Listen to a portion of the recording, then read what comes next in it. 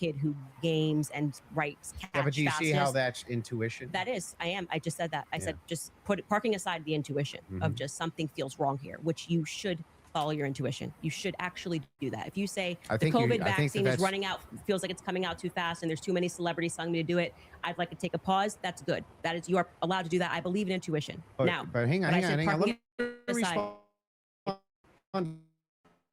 a little bit here, because you've been going for a minute. Let me at least respond to a little bit of this. So the first thing is like when people bring up the COVID vaccine, not trusting the COVID vaccine and masks was the science. That wasn't just intuition. That was the science. There was tons of competing science. Now they tried to suppress it. That's true. But there was tons of competing science for why you shouldn't take a risky mRNA vaccine and masks and things like this. Kept telling us was 100%. Now, when you're talking about intuition, though, when you say trust your intuition, I'm actually giving a different message. You actually should be very wary about trusting just your intuition. It is true that intuition can be useful, but it has to be tempered with logic, reason, explanatory power, and evidence, not just intuition. That's why we're parking it aside. Intuition is the first step. Something feels off, right? Okay. That was my first step with COVID. This guy's a douchebag. This shouldn't require a celebrity campaign, by the way. Another element of that is why people don't feel good about the Charlie thing. Why do we have so many influencers saying things? It's over. Why are you guys all using the same adjective? Can you switch it up? I'm overwhelmed.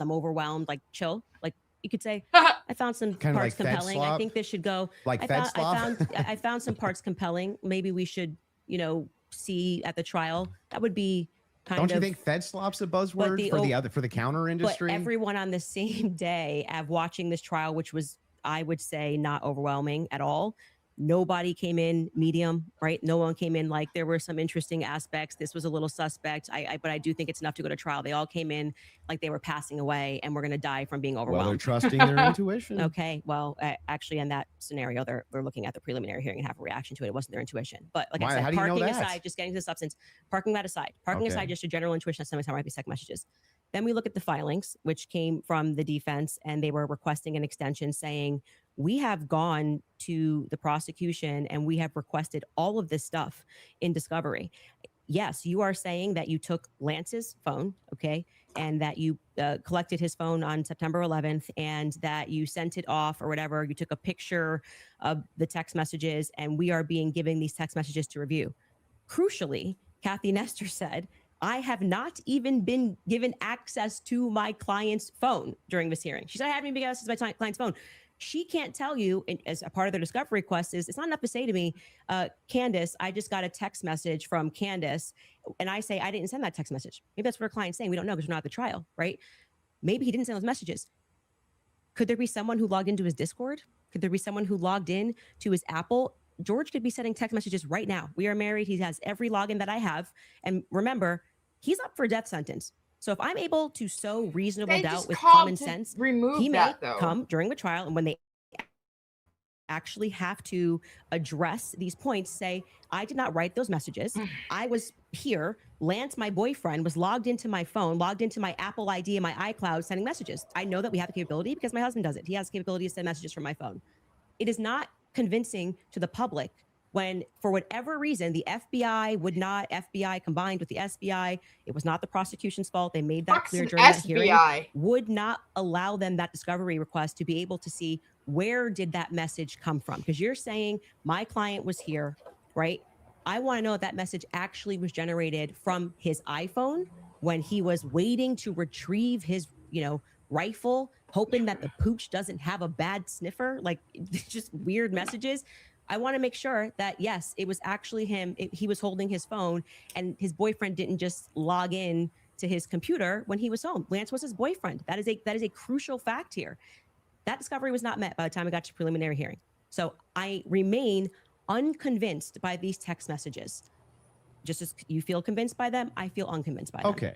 So then the idea here is, I hate when this guy talks. I hate it. You don't think that these are valid text messages, and you don't, right? It has not been proven that these messages are valid, and they don't sound valid to me. I don't think anyone, even if someone was selling like a, I don't know, pot on the corner, would be smarter than to write a full-fledged confession. Hello. He even writes, I thought I would get away with it, and I was hoping never to tell you until old age, and then we're being told that he wanted to commit suicide. And Okay, but he just said he wanted to get away with it, but he's not smart enough to, I don't know, maybe not text it's such a confession like we've never seen. I think this would be like the first time ever somebody has start to finish written an entire, I'm in this surveillance footage and I'm here and I'm wearing. It's all very convenient. But it was a little ridiculous. It didn't pass a sniff test for me. You have kids.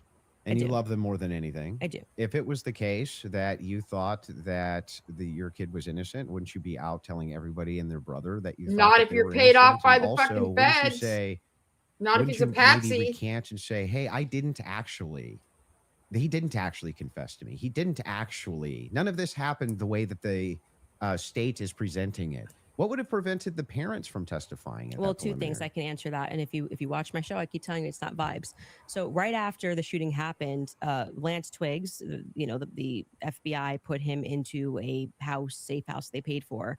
They went to the parents as well. That's Matt weird. Robinson and Amber basically said, your life's at risk. There could be somebody who jumps up and wants to avenge Charlie Kirk.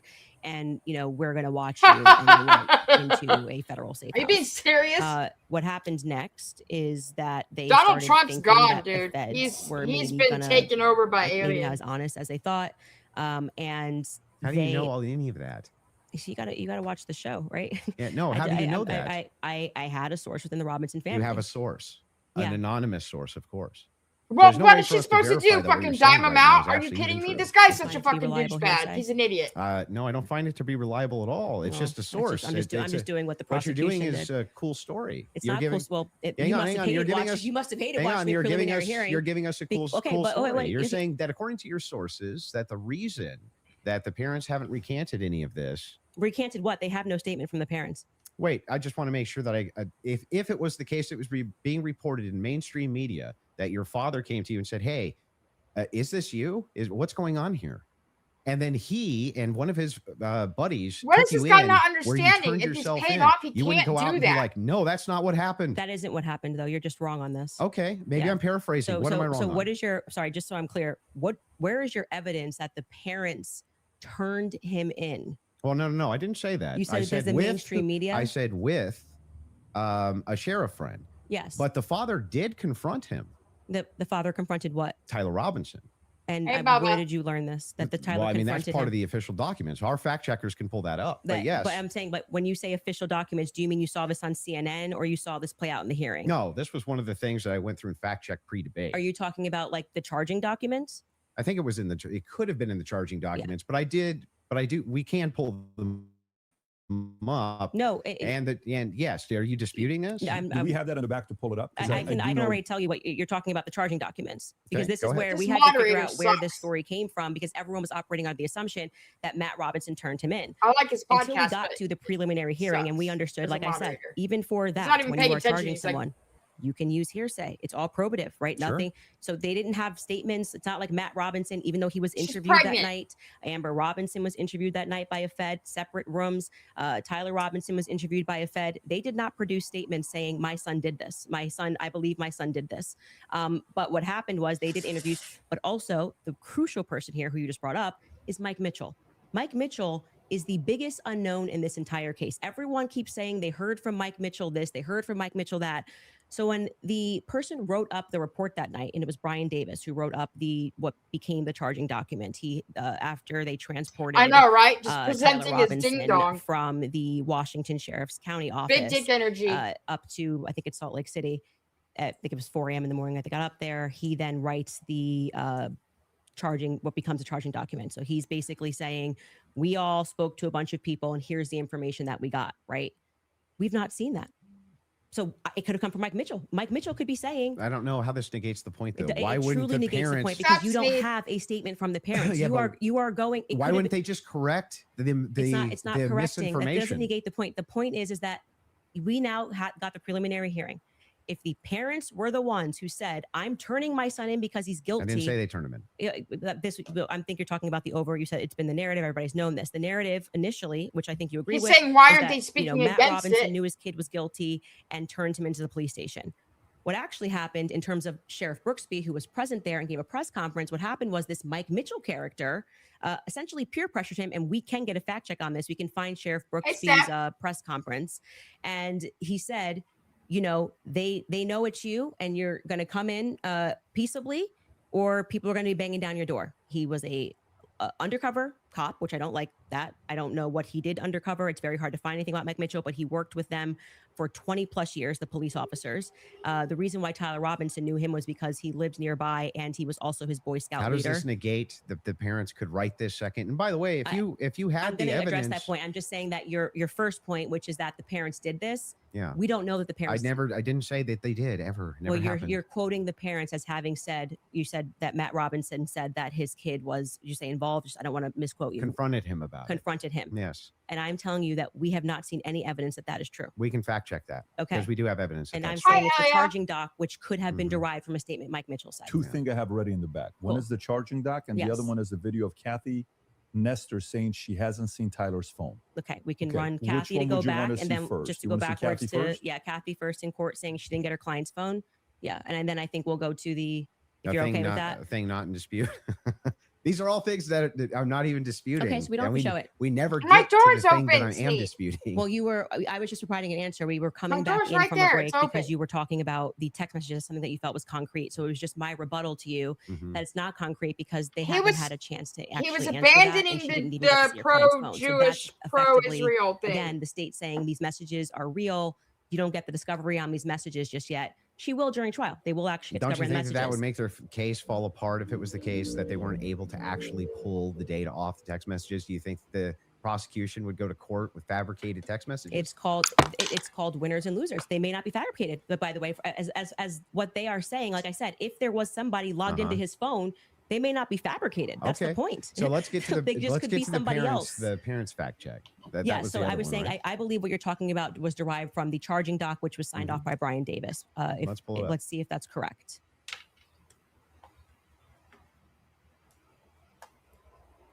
What are we looking at Robinson's mother explained that over the last year I don't batch anymore. Can you zoom in a little bit? Is this the charging doc? I can't see it. Robinson's father reported that when his wife showed him the surveillance image of the suspected shooter in the news, he agreed that it looked like their son. He also believed that the rifle that police suspected the shooter used matched the rifle that was given to his son as a gift. As a result, Robinson's father contacted his son and asked him to send a photo of the rifle, which makes sense with the text messages. Dude, that was not Robinson at 38. did not respond, however, Robinson's father spoke on the phone with Robinson. Robinson implied he planned to take his own life. Robinson's parents were able to convince him. What's up, angry turd? Yes, I'm not a mess. Fuck you. Point. This is from the charging document, correct? Yeah. So what I'm saying to you is that 3 people got interviewed on that night. Mike Mitchell got interviewed. I'm good. Amber Robinson got interviewed, and Matt Robinson got interviewed. Of the 3 of them, only one of them actually wrote a statement, which was referred to in this preliminary trial. He came in, I believe, in March. Mike Mitchell, and he wrote a statement, which I find to be very shady that they decided to bring. But why aren't the parents disputing that? No.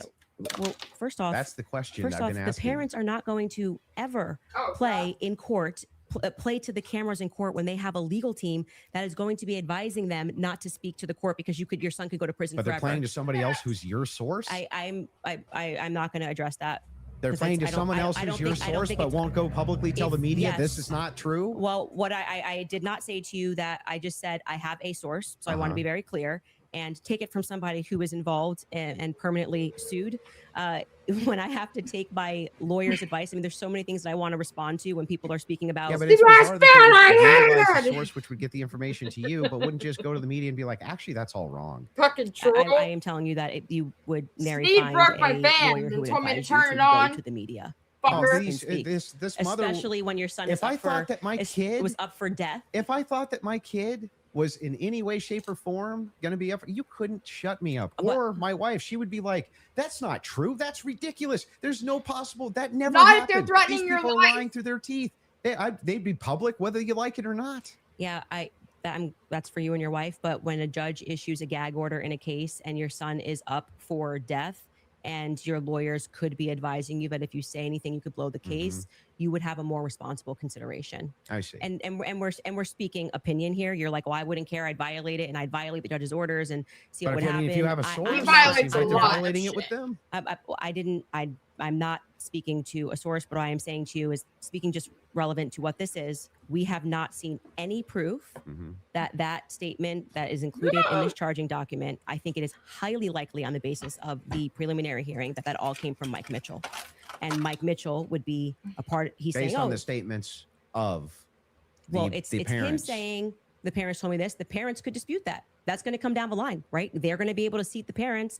I will say this, putting together context clues. If the state had it on, 100% certainty that Matt Robinson and Amber Robinson said it, a 5-day preliminary hearing would be a good time to say we have enough evidence. And I can tell you why Matt Robinson made this statement, and here is his statement that he signed. That would have been a good time to present that evidence. That would also be a good time for the defense to say that's just totally fabricated. No, it's not. It's the wrong time. Why couldn't they? That is completely the wrong time. Why couldn't they? Because what they're doing is that they already said they didn't receive discovery. They literally can't. They literally can't because they can't. They did not receive discovery. You're saying that they didn't receive that information? No. They just received the text messages. But in order to... That's not the text messages.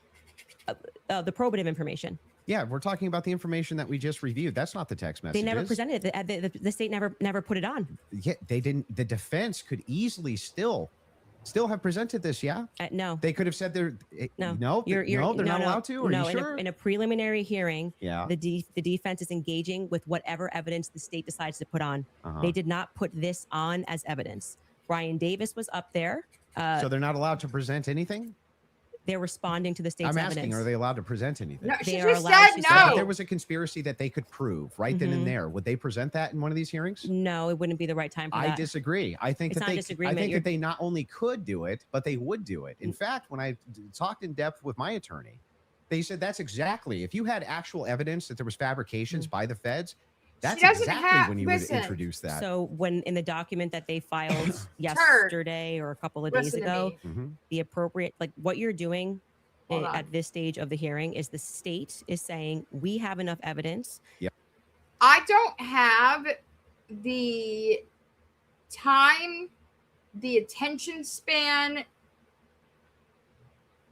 the temperament to be able to sit through and watch Nal cook shit. Now, if she's fighting flies, absolutely. If she's fighting her mom, absolutely. I'm there. But like, you have to sift through hours of her just listening to Jeffree Star in the background. And like, I can't do it. I can't. I am not the chosen one. Take that title back. I'm not chosen for shit. Period. I can't do it. She numbs my brain, and I need my brain. Yep. That we think this needs to go forth the trial. Hence the reason that there's this extraordinary, we allow hearsay because it doesn't really need to be perfect. Torture. It can be enough that we feel like we can move forward, right? And okay, I disagree with that in general when somebody's rotting in prison, but whatever. The next phase is for them to meet in court and for the defense to essentially present an argument to the state that says, we find this filing to be defective in and of itself. We don't even have to defend ourselves because you, the state, have enough, you know what the laws are on the books, and this filing is defective and you should get rid of these charges because they don't make sense based on what you can decide based on a law on the books.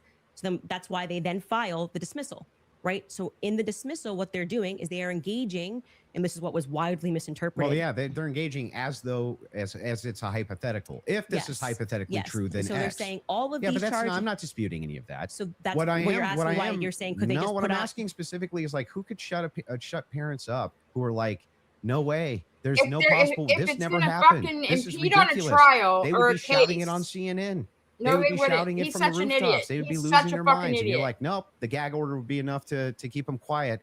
Not enough for them to talk to your source, but enough to keep them quiet. I think that's quite ridiculous. But I'll even concede this whole point to you. Let's just say maybe this was misconstrued. He's done a lot of conceding. Right? There's a little bit of reason to doubt it because we're still waiting for the evidence for trial. If that's the case, then why not take the same standard for the evidence that you present? They're not talking about what's up, IC. They're not talking about what I thought they were talking about. Wait a second. I just want to make sure that I got this right. That's your argument to me, right? My argument to you is what? Your argument to me is that, hey, wait a second, Andrew. There's not enough here that convinces me, right? Well, that's actually my rebuttal to you. is that you are saying, why are people engaging in what you term to be conspiracy theories? No. I term it to be thinking. They're just thinking because they're recognizing there are a lot of holes in these stories and that this is not strong evidence, right? This is the reason they're doing it. I'm explaining to you, this is the reason that they're doing it. You want to watch your, can we watch your video, Josh? Overwhelming evidence. And by the way, I want to be clear. Instead? That which convinces me. Yeah, well, but thus far, every point that you brought up, every point that you've brought up, do you feel like this is beyond a reasonable doubt? I mean, you realize remember what I said in my opening. Going to be it's not beyond a reasonable doubt. It's just what I find convincing is what I find overwhelming. So why are you so upset when people say they don't find it convincing? If that was the limitation of the claims that you made, I just thought this was going to be. Wait a second. There's a little bit of problems. There's some problems in this case. She's owning him. I'm going to give her that. Like, but he's not a hard target to own. He's fucking awful. Like, he's a narcissist. He tries to fucking spin her. It's like listening to Jessica talk to Josh and like trying to spin him during their fights. I don't know if you guys remember that video. Oh, she's live right now. No, that's not right. There's no way she's live right now. She's not live. There's no way.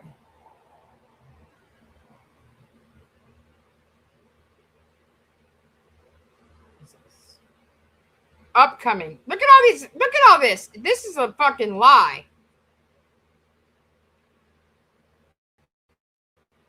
Here, she went 13 hours ago. You guys want to watch? You want to skim through this? Or do you want to watch the thing from Ballpark Franks?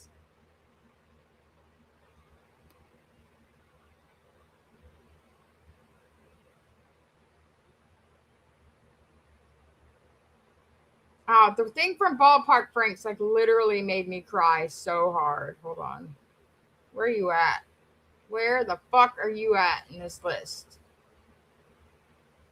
God damn it. Where are you at? I know I subscribed. What the fuck?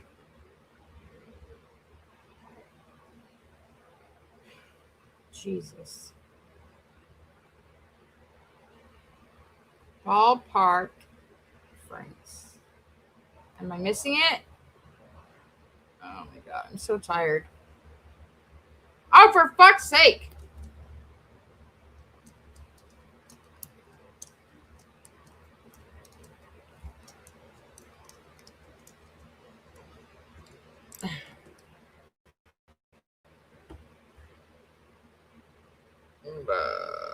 I did subscribe, so why are you not in my thing? My shadow banned? What the fuck? Several years ago, I had the opportunity to meet Josh. I love your voice. The meeting took place at his home in scenic Casper, Wyoming. During that time, Josh was living at the Conquistador Apartments in Lodge B, right near a great big circular parking lot that overlooked the city. At the time, Josh's address was fairly widely known, thanks in no small part to Scotty's sister and her rather unwise public Facebook posts. Josh also left some pretty obvious clues for the not so keen of eye in the community, and it became pretty clear. Wait, can I just say something about this though? Like, I do love Ballpark Frank's voice. However, there's nothing that beats Ballpark Frank's impression of me. Hello! It's so great. Where Josh was staying, but I digress, YouTube. The first thing I noticed about the area was this really cool kind of natural geography to the place. It was beautiful. And you could see out over the whole city. It's not really what I thought of when I thought of going and visiting this guy who lived in government subsidized housing. But the apartment complex itself absolutely lived up to the billing. There were stacks of bikes all jammed on this tiny rack, discarded appliances, sitting next to overflowing trash receptacles, an enormous hole in the ground where a pool used to be. Wow. And the buildings themselves were also pretty visually worn down. And you could tell that the front doorknob had been touched by like 1 million people over its lifetime. Did you touch Josh's it with your apartment hands? was the first one on the left when you walked into the split level building. It was directly next to the stairs in a kind of conspicuous and strange spot relative to the identical looking apartment doors that continued down the hallway. Despite not knowing that he was going to be receiving visitors that day, Josh was very gracious and immediately invited us in. He's like, let me also just quickly address Josh's height issue. Josh was a tall guy. He slouched, he wore big old boots, and he almost always wore a hat, making it hard to gauge, especially over the internet, how tall he was. But actually seeing this dude in person, he was at least 6'1". Now, the first thing I asked Josh when he opened the door was whether or not he was live. I kind of felt like that was probably a good first question, just to double check out the gate. Josh didn't seem to mind the question and probably understood why it was being asked and simply told me, no. Just behind him, you could see his bedroom door kind of leaned open with Puff's cage half visible on the dresser. Just before the bedroom on the right-hand side was like this rickety-looking closet. And just in front of that is the bathroom door. Check out this mead, YouTube. It's been a couple minutes or so or more after that, after I burped it. The balloon is too big to burp it. As I followed Josh in, the conspicuous image of aging meads met my gaze. In Josh's closet were like 10 different plastic juice bottles full of mead in various stages of brewing. Based on a quick visual assessment, it seemed like the concoctions were organized loosely by date of creation, with the chunkiest looking meads at the bottom of the shelf. Not very appetizing. They looked discolored and swirling with some kind of particulates. Not super great. So we end up in the Cobra kitchen. And the first thing that I notice are all of these packages and tapes, presumably from Deathbed, all over that little table that he had in there. There was like half-signed memorabilia, stickers, cool stuff. The other thing that was instantly noticeable were the piles and piles of dry goods and sauces and vitamins just everywhere. On top of the fridge, in the cabinets, cluttering the counter. It was crazy. Some of it looked like the normal kind of food that Josh probably bought, you know, enormous bags of all kinds of Doritos and other little fried snacks. But there was also stuff like dried squid and tinned fish that seemed like they were generous donations from fans looking to assist Josh in finally crafting a dank food hack or two. It was nuts. So there we were, standing in the kitchen, and I remember talking to Josh and telling him how excited I was to be there, how cool it was to see the kitchen in person and all that good stuff. Josh took the compliments pretty gracefully. I remember him lightly nodding and maybe swaying side to side, but he made eye contact with me for the first time.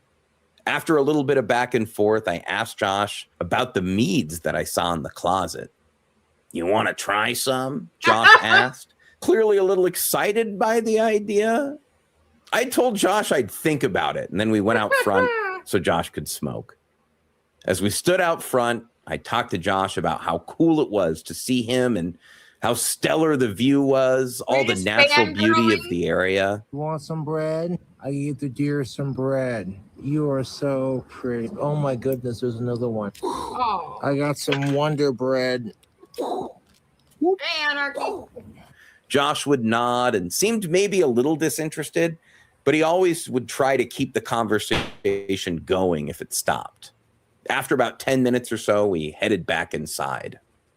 30 seconds later, we found ourselves back in the kitchen, this time talking about all the stuff that the trolls had sent him.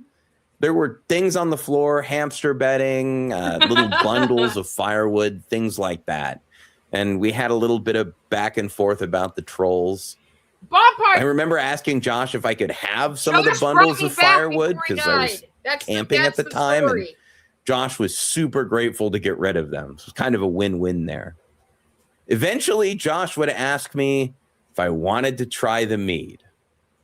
I gave a somewhat non-committal but polite response, and Josh disappeared around the corner. And I remember silently hoping that Josh was selecting one of the top shelf meads, the ones that hadn't been recently created. Ugh. Josh returned with what was easily the least disgusting bottle of mead in that closet. It was cloudy, but it resembled apple cider. And after Josh assured me that this one was made out of pure apple juice without any other special ingredient, I seriously began to consider trying it.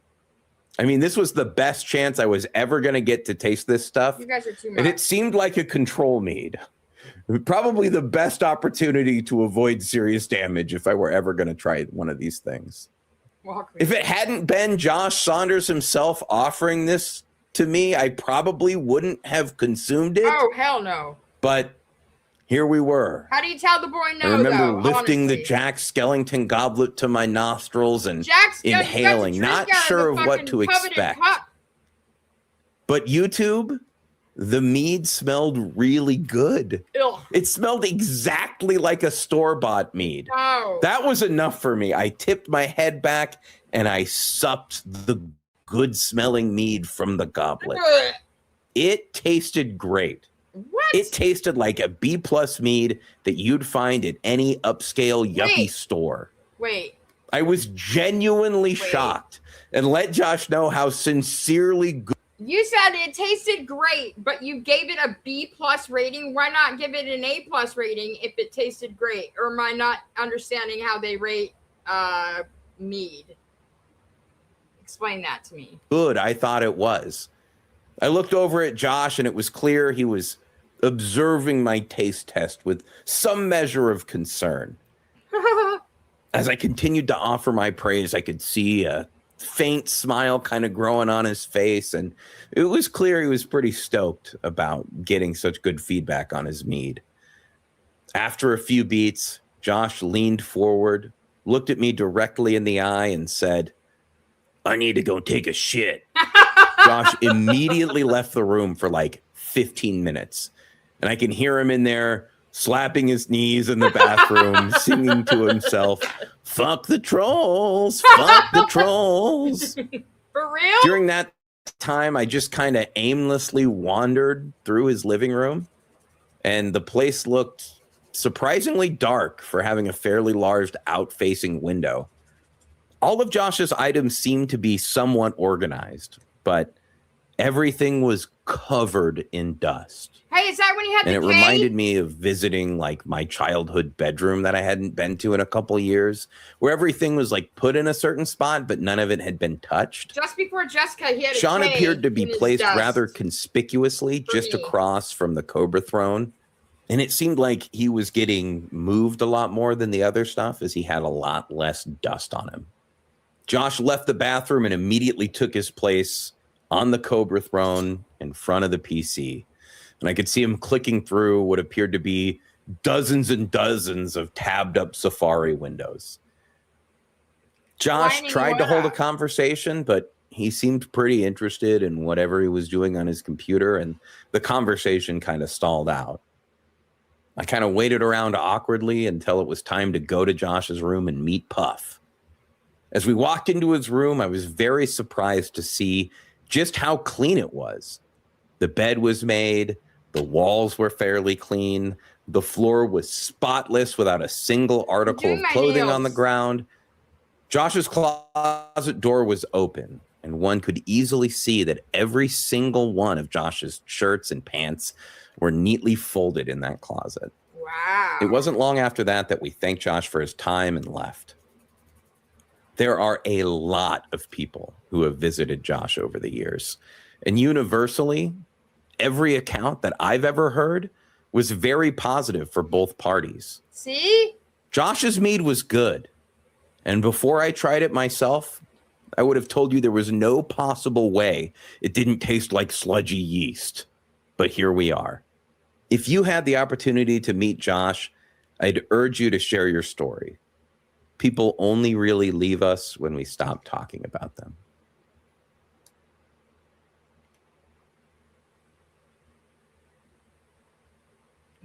Bite size. I'm just kidding. Why is my mouse not working? Fuck. All right. So there is, let's see. What's fucking happening to my... No. I was listening to Bite Size as background, and he started talking shit on me. I was like, what the fuck? Fucking asshole. It's whatever. Look at this. 226,000 people. Nowhere. And this guy's still being a douchebag. In fact, they actually take away from legitimate investigation. Douchebag. Now, I'm not even saying anybody here's so let me see. flooding the zone. That's not even the claim. All I'm saying is that... Shut the fuck up. I know, me too, Stephanie. Dude, when I first watched that, I was bawling. I was literally like ugly crying. It was really bad. And you know what's crazy is every once in a while I get a couple that come to the hotels I work at. So I work for 2. And they will be from Casper, Wyoming. And it never fails. If I see Casper, Wyoming in their fucking on their ID, I have to ask them, did you know King Cobra JFS? And the first time I asked it. Hi, Jessica Massica. Oh, thanks for calling me a hoe. Appreciate that. It's very nice of you to say. Not nice at all. The first time I asked, I felt kind of stupid. But everybody I've asked knows who I was talking about. And that proves that Josh was a celebrity. That proves that Josh was a celebrity. The fact that he predicted his own death, like literally said, when I'm 34, I'll have a heart attack in my sleep and I'll die. That proves that he's mad. The fact that I am alive. What are you talking about? You've seen my posts and videos? Sad as fuck. My life is sad? You're not even fucking lying. You guys remember how I used to try to do the nunchucks? I got this fake dulled butterfly knife thing. And I'm trying to learn how to do cool tricks. It's like a fidget. Oh, about the Cobes? Yeah. I need to take a nap. Dude, the blowgun, I lost all the darts. Oh, you watched the memorial? I lost all the darts. I think I have I lost all of them. And I had a lot of holes in the wall. I still have some holes in the wall. I can't do the blow dart gun anymore. I don't even know where it's at. No idea where it's at.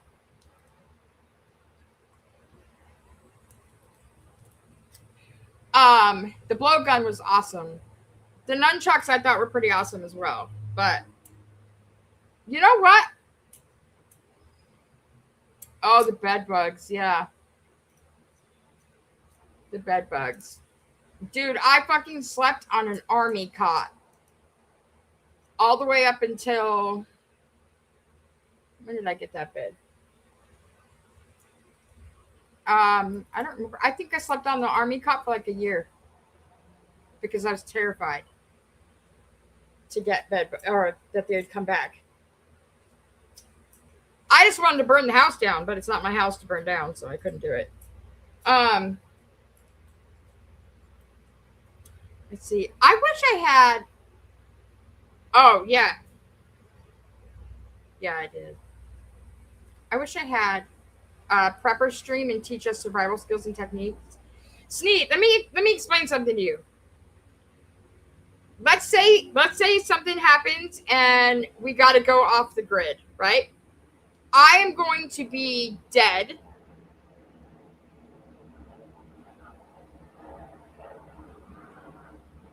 I'm going to be dead within easily 3 hours and 24 minutes. That's my prediction. Because I can't kill an animal. Even if I found roadkill, I wouldn't know how to prep it. Like, I wouldn't know how to cook it. Have you seen me cook? I can't cook. So, like, I can't be without my fucking phone. Are you kidding me? Okay, so I had to go without a phone because you guys remember the one I had?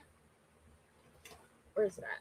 Remember this phone that I, like, fucking loved? I'd be like, look. This phone on my birthday, just like all of this. Jessica Mesa, okay, listen. The only reason why I survived that lightning strike was because Josh brought me back. I didn't actually survive that lightning strike. It killed me, and then Josh's magic, he brought me back.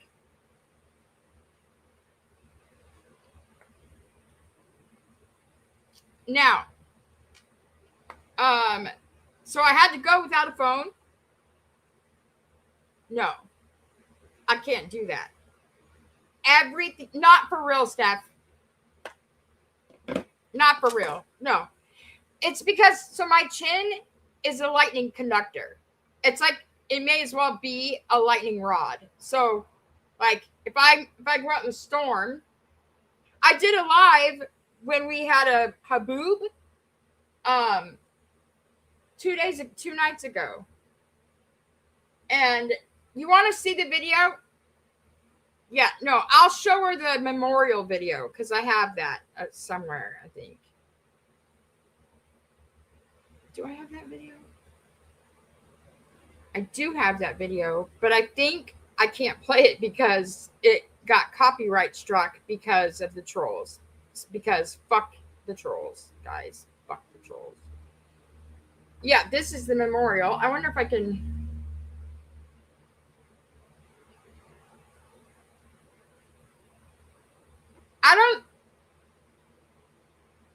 Did you guys play that?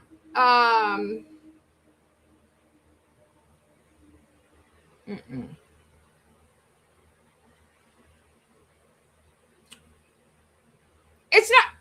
Listen. This is a lie.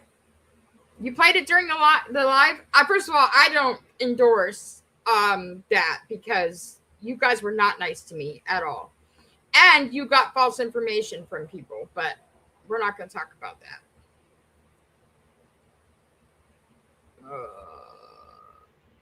Oh, here's Gothy going off on me here. Let's see here. Hi, Adam. Hold on. This is Gothy yelling at me. You guys can watch this while I fucking find the other one. Call his ass out when she willingly gave him an interview, ran her mouth and lied. He didn't have to give her the fucking time of day. Hi, honey. She's so spicy. I fucking miss this bitch. Know. First things fucking first. I miss her a lot. Managing on. Second. She's so mad. She's so spicy and angry. I'm kind of pissed now at this fucking point. Like, this is ridiculous. I'm pissed. She hated me. There you go. This is fucking ridiculous. I'm ashamed. Like, really? Oh! I can't spell seizure. No, again. It's the fact that you gave her a fucking platform to further her little career. And this is what she does to you. Her trolls deserve everything they fucking get, everything, because of how they treat people. And for the record, pars, fake tits are not attractive to fucking everybody. Okay? When my fucking nasty fucking tits look fucking better than yours. Oh, dude, pars ruined her with that. Fucking fake. Okay? They're not fucking mannequin style. And second of all, if you're gonna come at me, Crystal, come at me. You've already fucking done this once, twice, 3, 4, 5, 6, whatever times. No. No.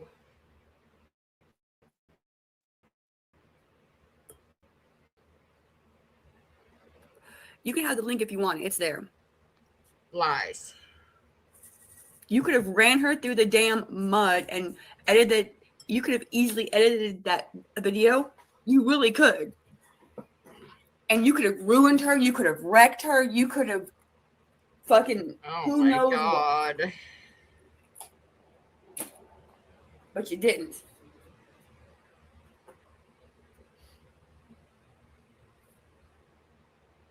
And yes, I'm conceited enough and confident enough in myself, hi honey, to make a 10K sex tape. Okay. The audio was the teaser. The teaser. Speaking of which.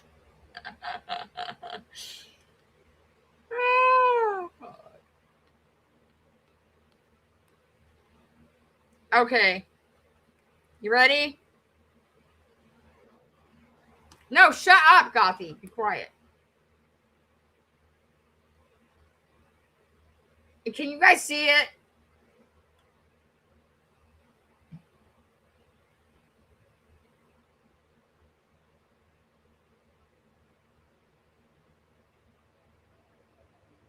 It's not heartfelt. Fuck off. Heartfelt. Hello? I don't think this is it, though. This is not the memorial. This is a lot of human misery right now. Yeah. There it is. Hold on. So fucking Thunder with the lightning. Is that a fuck? It's cold like I don't see the lightning. Cold. So embarrassing. Content, baby. Content. Wow. What a trip. What a trip. What an absolutely perfect encapsulation of her life. Oh, yeah. What the fuck? Short. Ignoring the approaching storm. Slow down. You're going to wear yourself out for real. I want to be home. I'm like, seriously. You're I don't want to have a meltdown on the street. You're I all spent right. all my money on Just walk like that. lemonade. That's good. Yeah. No, I don't want to have a was not meltdown on tweaking. stream. I was freaking the fuck out. Okay. Wow. That's rude. That's not heartfelt. That's rude. Working her way through.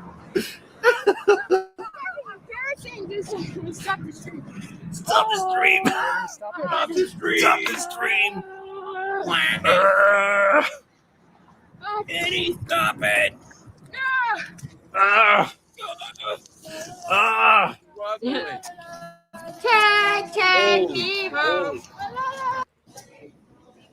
Yeah, yeah. What a great fucking encapsulation of Crystal's Here life. it is. This is the One memorial. way to spend a Sunday night, that's for sure.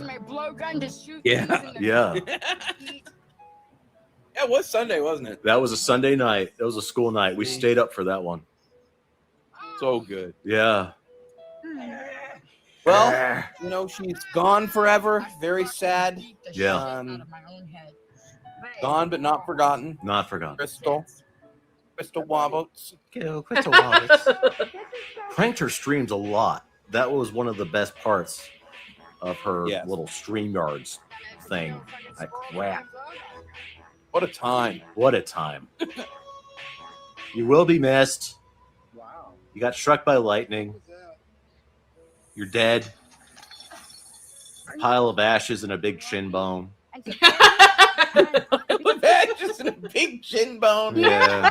And there is being mean to me, and I don't understand why. It's from the stream we just watched. I went outside and stuck up for Johnny, even though he ate my Doritos. I think I might need some water. And I hate water. I still don't drink water. That's my I uncle. never drink water, so I'm really dehydrated, so my pee is like sludge. That's a I fact. weigh 153 pounds.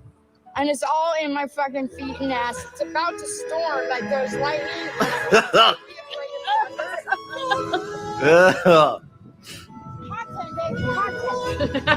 Content, baby. Content. Wow. What a trip. What an absolutely perfect encapsulation of her life. Yeah. Yes, you hit the nail on the head. Ignoring the approaching storm. Look at the boobs. Oh my God. Actually ignoring the approaching storm. I mean, that is crazy. So, man, you know. Fucking hurtful. Absolutely hurtful. It's not my proudest moment. Unfortunately, because rest in peace. Rest in piss. I was offended kind of that like you guys killed me off. And I'm like, why? Why did they kill me off? But in the timing of it was pretty perfect. But like, there's a lot of no, he's working on stuff. I've heard. There's a lot of really embarrassing content out there, spread out. Well, Sneed, are you a cigarette smoker? Like, how have you ever been like? Listen, I was so stressed out. You guys don't understand. That car, I paid for that car I paid $300 a week to be able to drive that car. And I fucking hustled. And I did Instacart, I did DoorDash, you name it, I did it. I was renting it from a private person. Hence the reason why I could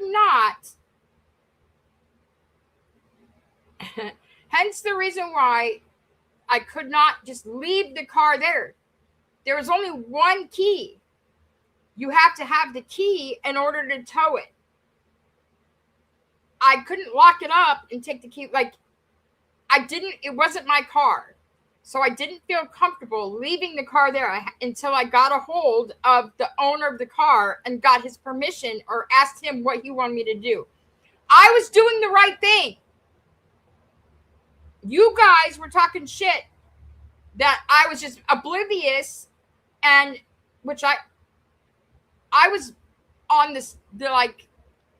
I was on the edge of having a complete breakdown because that was my livelihood. And I didn't know if there was another vehicle that he was going to let me rent. I didn't know, like, I was planning on going to see my kids. I was literally so close. Had I not been live streaming and had an audience and knew that, like, I didn't want, like, had you guys not been there watching that, I would have completely just lost my mind. I would have had an absolute mental breakdown. It was fucking awful. And mind you, this is during the bed bug stage, so fuck off. So not only was I like struggling, I no longer had a car, but now I'm stuck at home with the bed bugs. Like, fuck me running.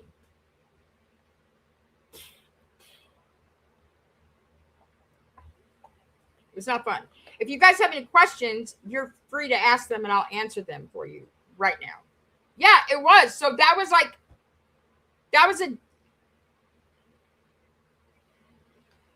a fucking double whammy. That was pretty much the last nail in my coffin. Coffin spelled with a K, by the way. What was something else you guys were saying? You guys were saying, why did she spend the last of her money on booze when she could have used that money to get an Uber? Do you guys remember that argument? I'll answer that question. The answer to that question is, I had cash. Uber does not take cash, or didn't at the time. You have to have the money on the card. I didn't have that.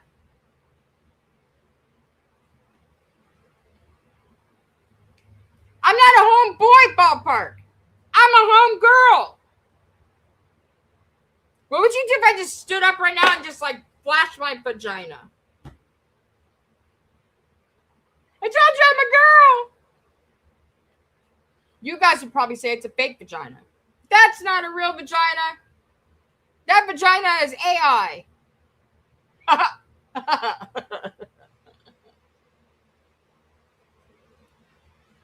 It is a racist vagina. Do I have that song on here? I don't know. I'm in there. I don't know which account I'm on. You know, Mormo is not the creator of that song. He's not the one who made that song. Todd Goldfinger. Todd Goldfinger? Yeah. He's the one. Mormo had this whole like movie, and it was created by AI, I think. But they made this whole movie, and then like I joined a StreamYard and like read lines from it or whatever. And it was basically about like bullying and stuff like that, mental health and shit. And like, I don't know what happened to it. It was all right. It was a pretty good movie. I was a queen. I'm trying to find out where that I have so much content. If I could get into my fucking broccoli and cheese laptop, we'd be going down memory lane. Because like my Gothy impression is in there. All of my streams with Cobes, I think.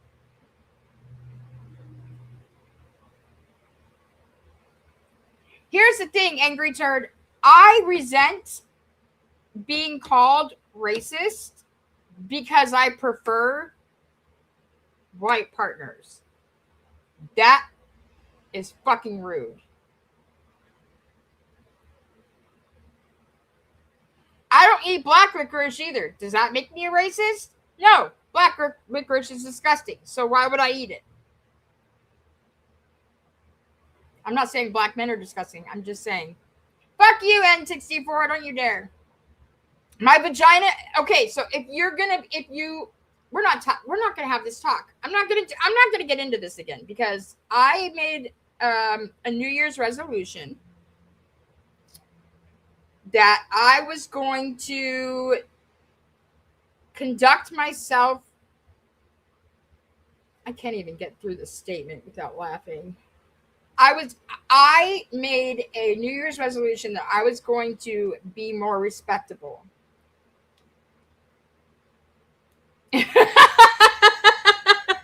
Just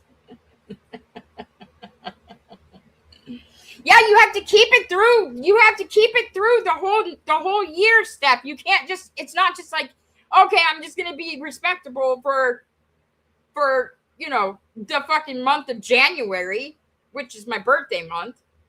You have to be respectable the whole time. No, Sneed. No. Now, I'm just saying that if there's anything about me that's racist, it would be, I mean, Stephanie, can I be honest? I feel like I'm being misrepresenting myself. I don't want to lie. So I didn't even make New Year's resolutions. I gave up on those like a long ass time ago because I don't have self-discipline. I don't know where you can buy that. Like I've been to GNC, the nutrition store. I've gone to like Walmart, Target. I mean, I can't find. You don't like taco meat? Oh, I know. Oh! Did I ever tell you guys the story about the black guy that oh, wait, hold on. Never mind. I just totally This is why I stopped going live. I stopped going live because I just...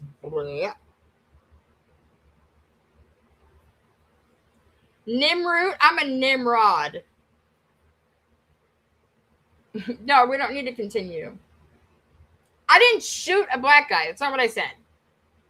You are pushing the racist narrative. Stop it, dingbat.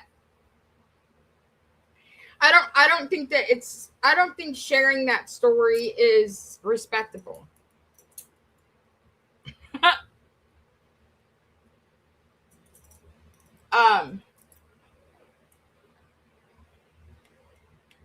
Oh my God, it's a really funny story though. It's like super funny.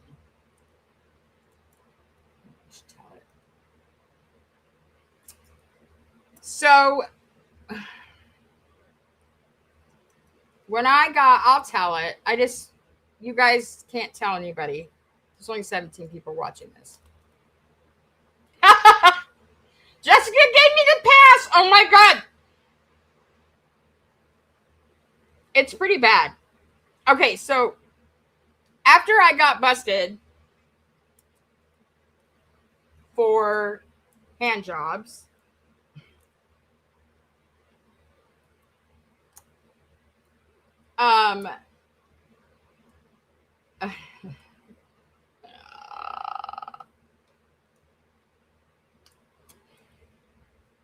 is this okay? Hold on. Ballpark. Jessica, anybody who's remotely like more sane than I am. This is like a sign that I've matured, right? That I've maybe like classed up a little bit. That I'm embarrassed to talk about this. I mean, it's a great story, but I am kind of embarrassed to talk about it. But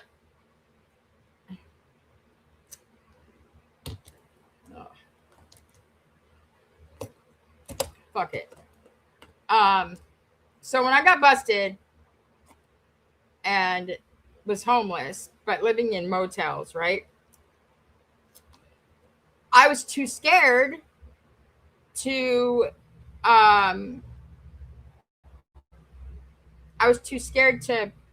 do hand jobs. So I was like, you guys are going to love this part. I was like, what can I do that's legal? I'm already in it. I appreciate what you're doing though. What can I do that's legal, fast money, that's going to pay for this hotel room or motel room?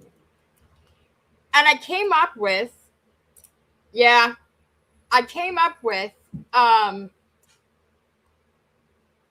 personal grooming assistance, right? Because it's hard to reach some of those places. And I actually did pretty well for myself. Yes, ball shaving. Well, so I had one guy, and I'm mobile, so I would go to them, right? So I had one guy, he was a professional swimmer. I had to shave his entire body. And I got like $300 for that. But yeah, most of them were that area. No, I never, ever cut. I never had one incident, not one nick, nothing. So I would go and I would buy, the 5-bladed razors that you can get a big old pack of them. And then I saved up my money and I bought brand new clippers, right? Let me put it this way. I've shaved the butthole. It is not easy. And I'm not talking about my own butthole. I've shaved that too. I've actually shaved someone else's butthole. And butthole hair grows like this. It's like basket.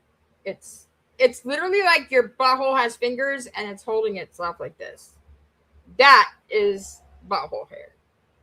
It's very, very hard to shave. And you have to be in very awkward positions.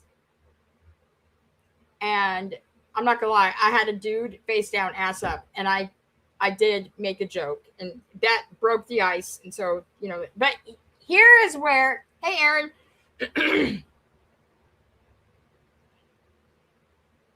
No, I guess. It was very hard. No, you don't want to take clippers to an asshole. Listen, we're talking about skin that is so sensitive. No. Anyway.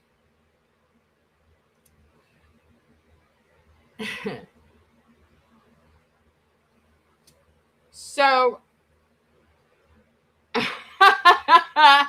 no. Where was I at here? Okay, so how I would get my clients, though, this is the funny part, is I went on Grindr.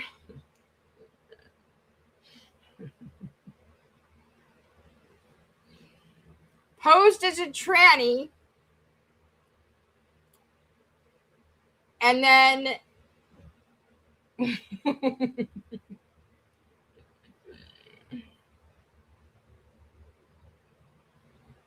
this is probably true.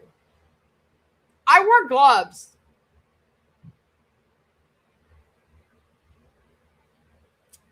I mean, it's not, I wasn't doing anything sexual. I was genuinely doing a service. I was genuinely shaving balls. But I would go on Grindr as a tranny. And that's how I found my clientele. And it was great because they were gay guys. And eventually I would tell them before I met with them that I was a natural born woman. And they would be disappointed. But I never had to show proof. That was me. That was a puber cut.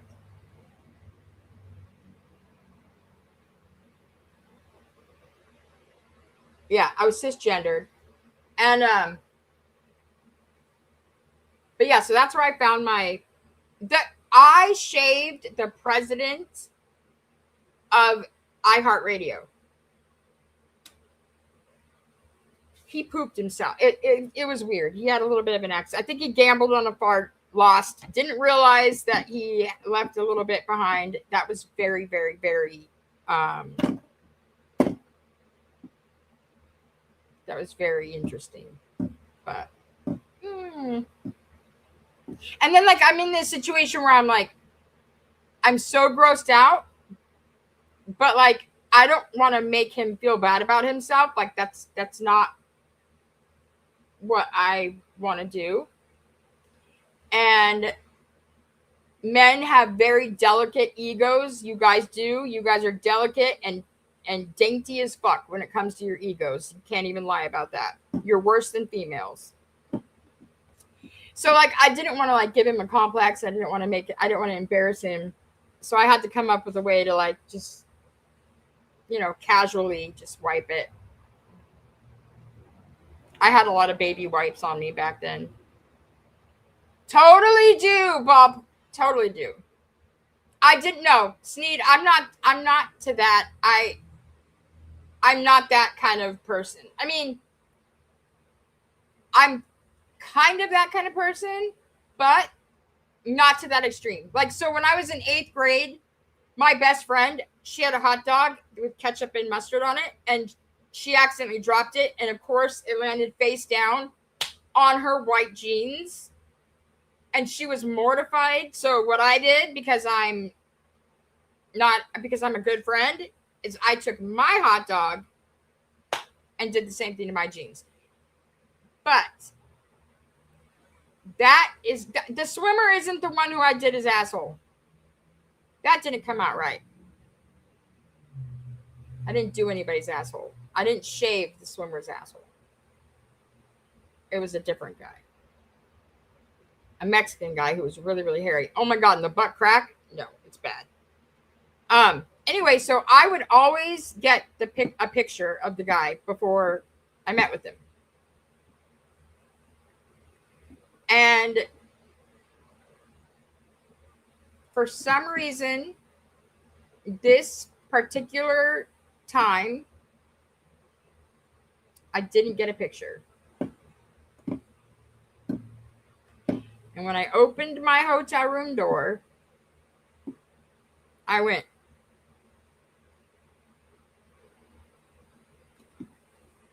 huge, big black guy. I'm like, fuck. What do I do? What the fuck do I do? If I shut the door, I'm a racist. And so I'm just like, oh my God, oh my God, oh my God, oh my God. And he's in his basketball shorts, like straight off the basketball court, has not taken a shower, smells like vinegar and Fritos. And it was, I'm not racist. Shut up, Tactical Soup. I'm not racist. And I just bought a brand new package of like 5 brand new razors. And I had just got my brand new wall clippers. They were amazing. I do not fuck black men. That does not make me racist. I don't eat black licorice either. I would fuck T.I. He's black. Well, like T.I. from like 10, 15 years ago. Oh my God. I'm not. Anyway. So this dude drops his basketball shorts, and I'm like, oh my God. I'm shaking. I don't even know what to do, right? Their hair, there's no way to tell this story without sounding like a racist. Because that hair is very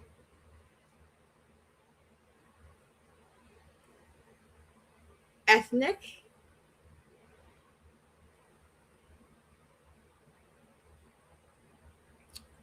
It was the biggest ding dong I've ever seen in my entire life.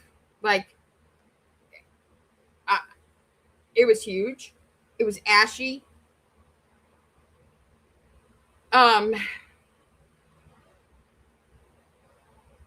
It was not good. And it just,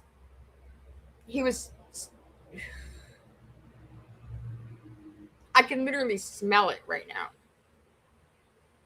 It's awful.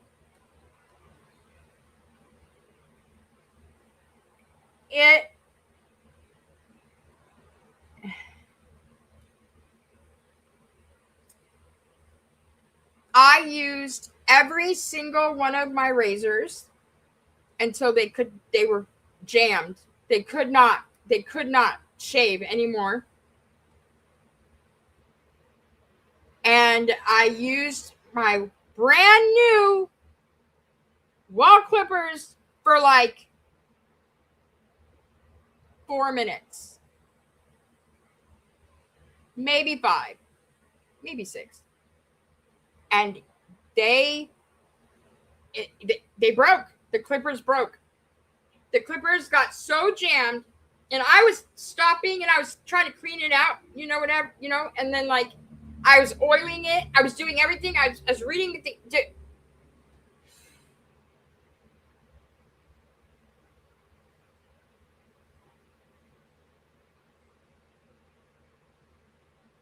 every time I turn them on, within like 30 seconds, they would start to overheat. Like he fucking ruined them. But here's the kicker. I eventually I was like, bro, I started to cry. I'm like, I'm really sorry. Like I tried, I gave it he's like, yeah, I know, I figured. I just thought maybe I'd have some luck at some point because it's just hard. And I'm like, yeah. It is. I offered to give him the money back because I felt like I didn't deliver.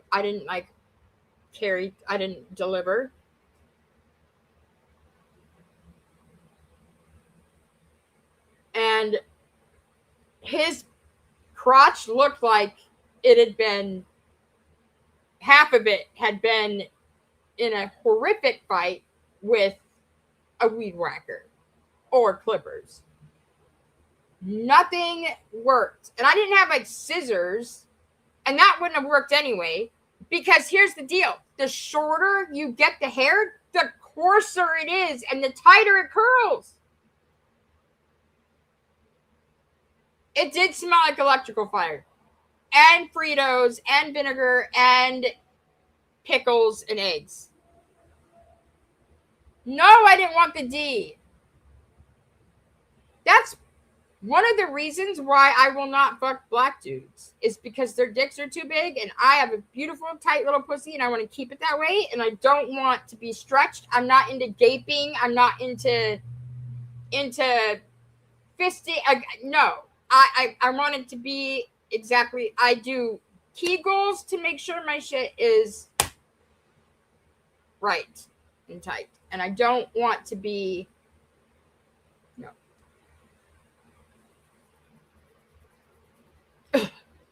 Anyway, so I offered, you have not seen me. That you got, it's not my vagina. I wish I was my vagina, but I offered to give him the money back. He was gracious enough to not just say keep the money, but he threw me another $40 to help cover for new clippers. And I apologized, and he, very nice guy. My credit dropped a couple points. I'm just kidding. That's a joke. That was a racist joke. I probably shouldn't have said that. But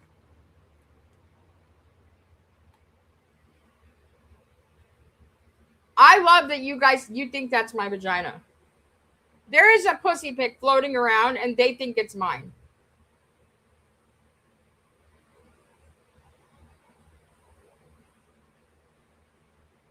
I didn't see his asshole. I've been in some really fucking weird situations. I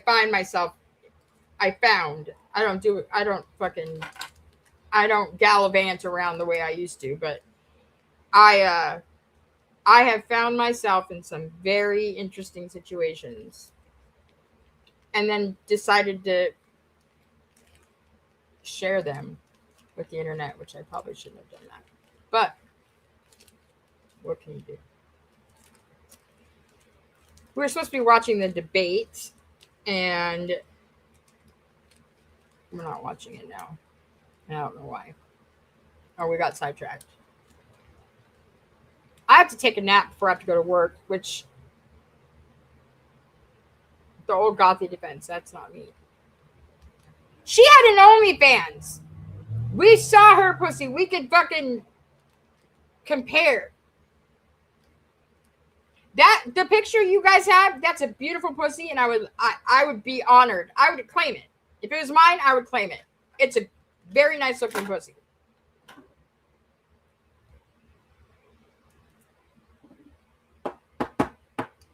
Okay. On that note, there goes my fucking New Year's resolution, being respectable. Those were the old days.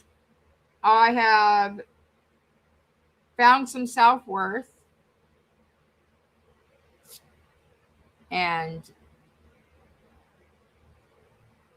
Yeah. Got better. But still don't fuck black guys. So whatever you want to call that. I mean, I guess. Could always work at a diamond mine using that chin to molest the earth of its precious stones. I thought you were gonna say something about like put it in my asshole and make a diamond or something. That's yeah. I am missing most of this because I don't have headphones and also I don't want to get fired. Yes, that's true. Just yes. That's don't. This is NSFW. I do not live in a sober living house. This is not a sober living house. There's no happy endings anymore. I don't know. So like looking back on during that time, I don't know how I did that. I mean, I do. I was on drugs, but like I should, for all intents and purposes, like I should have been dead. Like I put myself in some fucking, I mean, I would go to strange men's homes. Put on closed captions.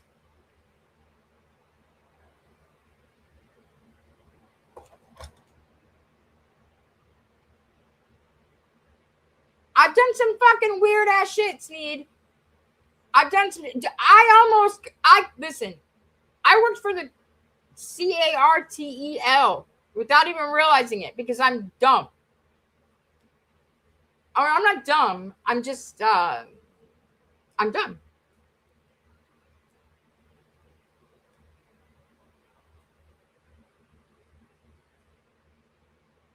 Vinegar balls. No,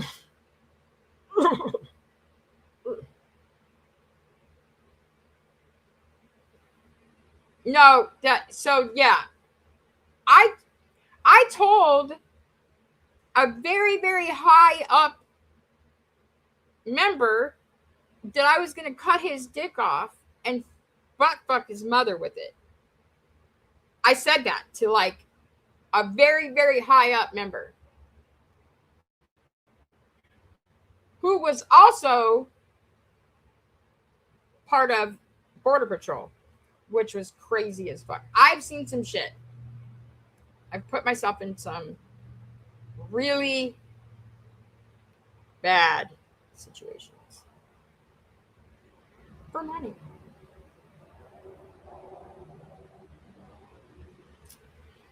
You don't just work for the you do if you, well, they did ask me to come back, but no, they got me, they used me as a fucking bait and switch or as a distraction or whatever. I got arrested. I fucking was detained for 2 nights and 3 days.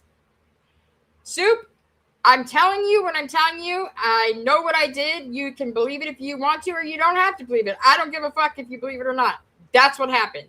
I was used as a fucking distraction.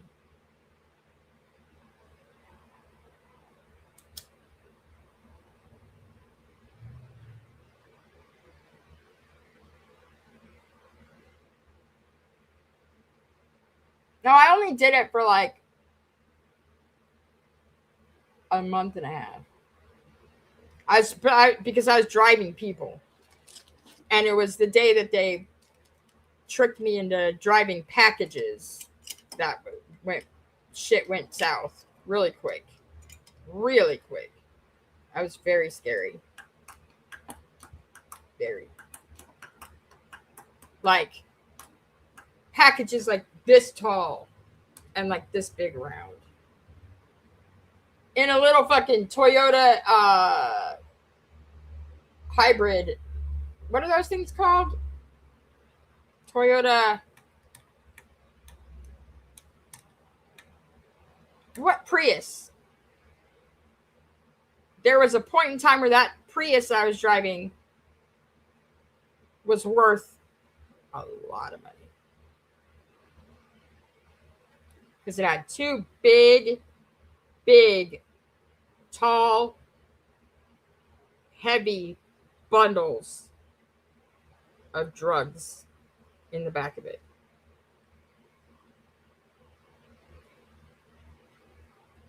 It was nuts. You know, they catapult those things over the border. Like, and the people, they literally load them with, they wear really baggy clothes, and then they stuff them with like padding. I had one get in my car. He was pulling out the styrofoam egg crate stuff. Just pulling out, just getting it all out of him. A fucking big old amount of it. And because they pad them up like that, and then they put them on a catapult, and they literally fling them over the wall into like a field where there's like a cemetery in Douglas, Arizona. It's insane. It's absolutely insane. I could show you my booking photo because I got booked into a state detention center or something one night while I waited for court the next morning. And they're so stupid. They let me take my picture, my booking photo picture with my wedges, my wedge sandals on. So it looks like I'm 6 foot tall. It's fucking hilarious. I'm not 6 foot tall. No, I'm not. Tactical. Where is my Google Drive? I don't know how I got a picture of it. It's really crazy, but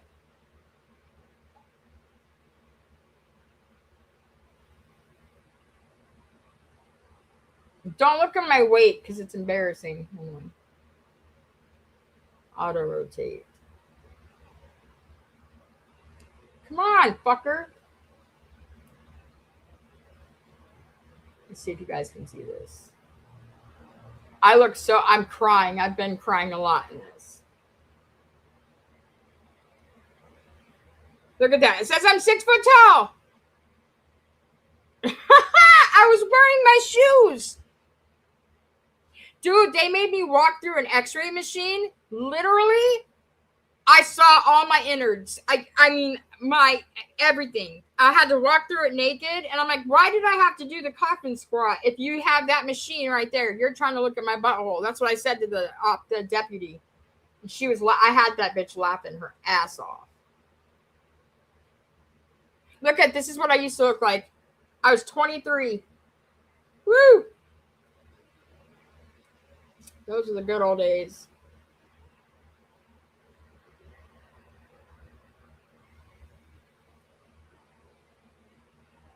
Danny Larson's getting out.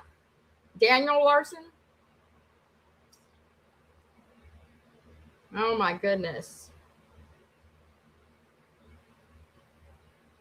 Oh, look at my cat, you guys. Well, she does tricks. Look.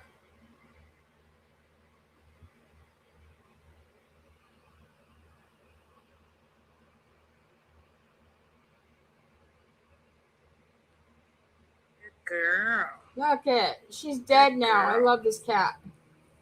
High five? She gave high fives, dude. She fucking...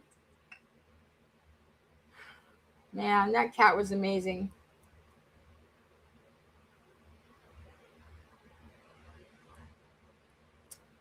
This is good shit. Going through all my old stuff.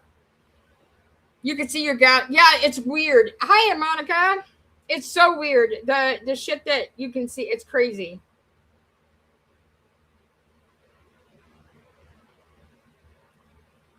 Look, I painted this dresser for my friend who was obsessed with Coors Light, and I made it look like a case of Coors Light.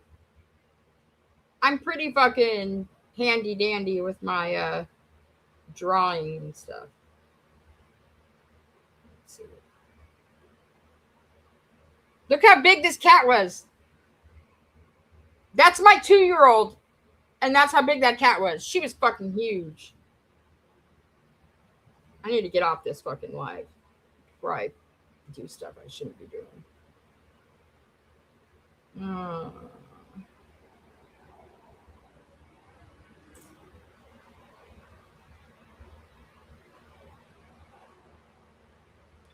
wonder how Gothy's doing, how Damien's doing.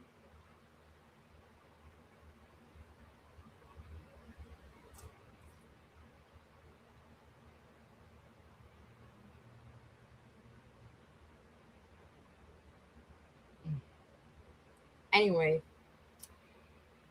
Memory Lane is so fun.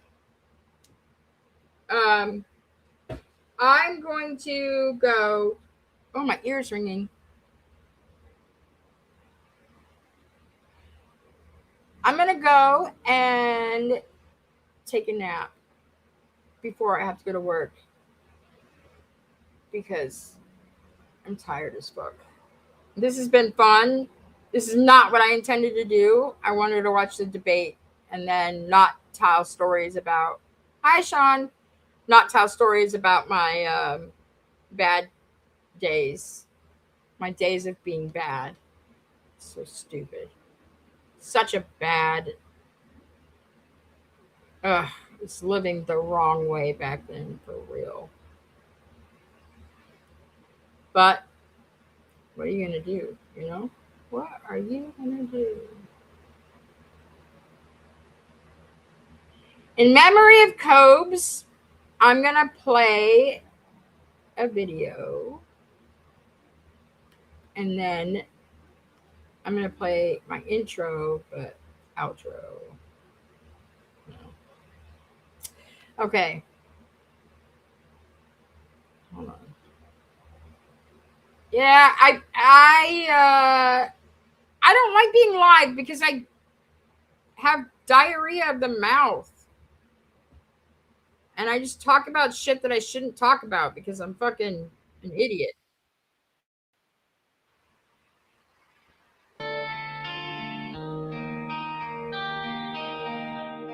Nobody could save you.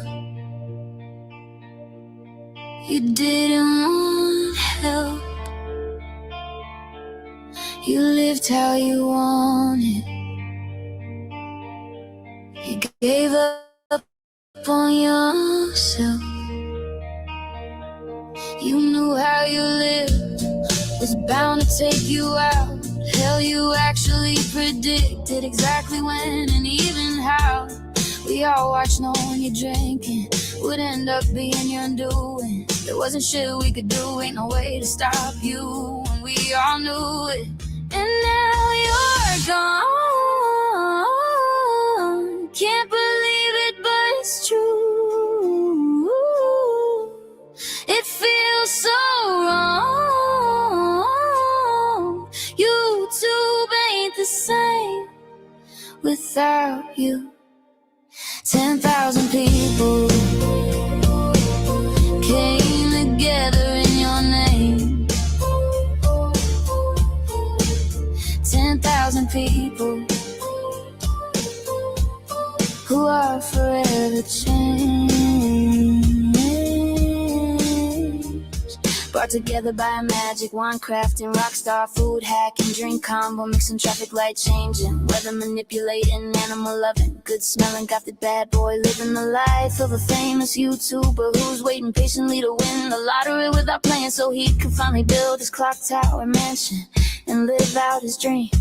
A legend, only in his mind until the day he died, when the world realized he was the greatest of all time. Now in death, he is larger than life. King Cobra JFS, see you on the other side. You have now entered the K-hole. All hail the king. Welcome to the shit show. Let the chaos begin. Case chat is all blue, everyone's a mod. You gotta be timed out to be part of the squad. Don't take it personal, it's a fun game we play. Case chat is full of trolls, reppin' blue all the way.